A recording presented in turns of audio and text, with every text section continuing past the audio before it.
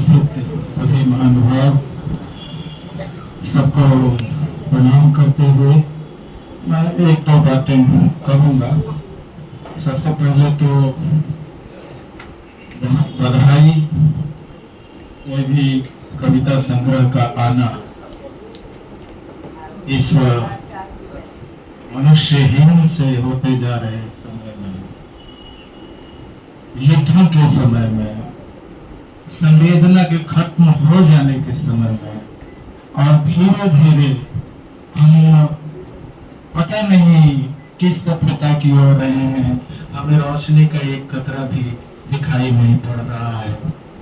बहुत रोशनियां हैं, इतनी रोशनियां हैं कि रोशनी में रोशनी खत्म हो गई है, रोशनी दिखाई नहीं पड़ रही है। तो एक ऐसे समय में जब कविता संग्रह आया है, उजालों के बदलते रंग, इसमें उजालों की बात है, उजालों की बात है, रोशनी की बात है। तो सबसे पहले तो ये मैं कहूँगा कि उजालों के बदलते रंग के प्रकाशन के लिए डॉक्टर रजनी शाह बधाई के पात्र हैं। मैं उन्हें हृदय से बधाई दे रहा हूँ। देखिए, शब्द जो है बहुत कीमती है। शब्द ऐसे ही मनुष्य खर्च नहीं करता है, और कभी तो बिल्कुल नहीं, और कभी होना अपने आप में एक बहुत बड़ी चुनौती है।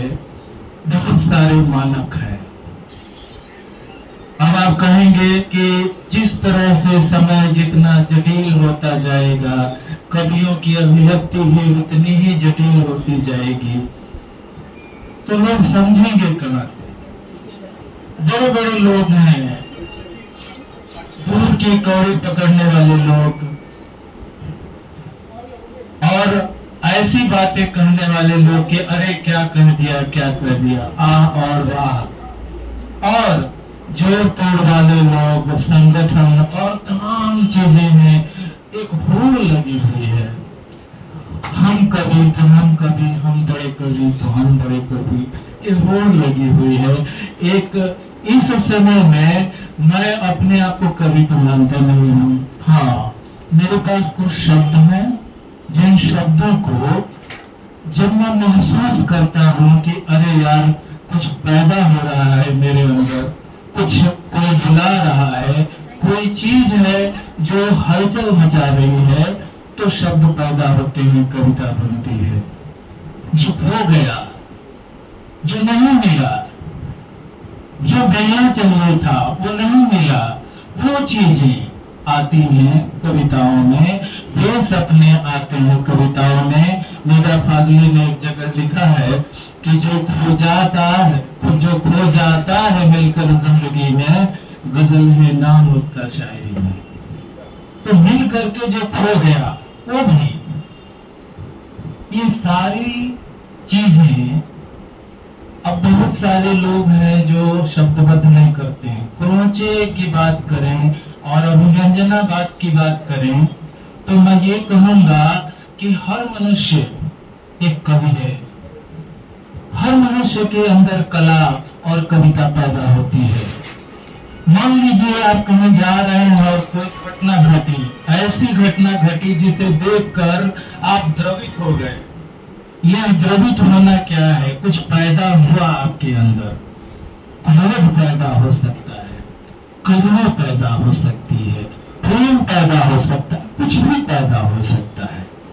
अब कहना है ये कि उस पैदा हुई चीज को, जो ओरिजिनल पोएट्री है, जो बिल्कुल असली कविता है, उस कविता को हूबहू आप क्या उतार पाएंगे?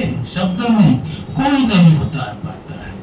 जो जितना उस असली अभिव्यक्ति के पास जितने करीब तक पहुंच पाता है, जितना अधिक जो करीब पहुंच पाता है, वह उतना ही बड़ा कवि होता है। जाहिर है होता है।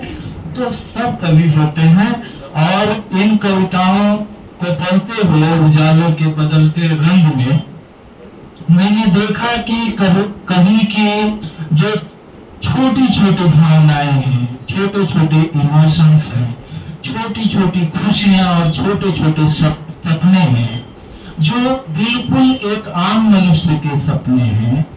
उन सपनों को उन्होंने इसमें उकेर दिया है। और मैं शुरू से कहता रहा हूं कि कविता लिखने के लिए बड़े शब्दों की जरूरत नहीं है, बड़े बिंबों की जरूरत नहीं है। सरल शब्दावली में अगर आप बड़ी कविता लिखते हैं तभी आप बड़े कवि हैं।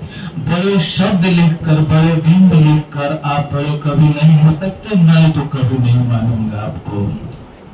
सरल होना बहुत कठिन है, सरलता की यात्रा बहुत कठिन यात्रा है। और मैं देखता हूँ यहाँ की सरलता है और कवित्व ही है। और मैं ये मान कर चलता हूँ कि कवि मानस का विकास होता है। कभी जो है अचानक कवि बन करके पैदा नहीं हो जाता। माँ के पेट से कवि हो करके कोई पैदा नहीं होता। एक्सेप्शन केसेस होते हैं, अपवाद होते हैं। कहा जाता है कि तुलसीदास पैदा हुए थे तो चार दांत वगैरह और वो तमाम बातें कही जाती हैं।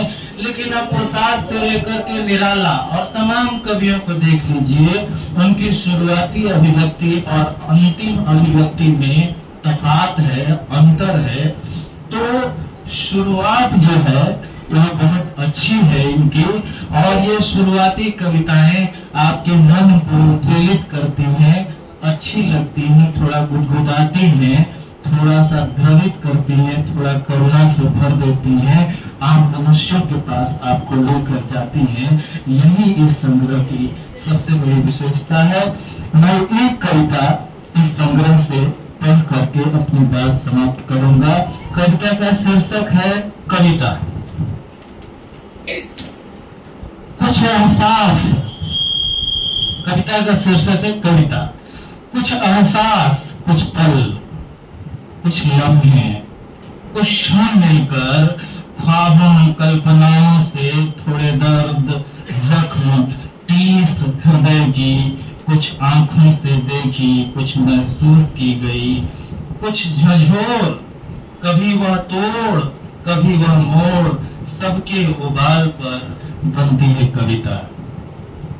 उतर जाती है, कुछ जान में समा जाती है और कुछ छन छन कर उतर आती है कागजों पर।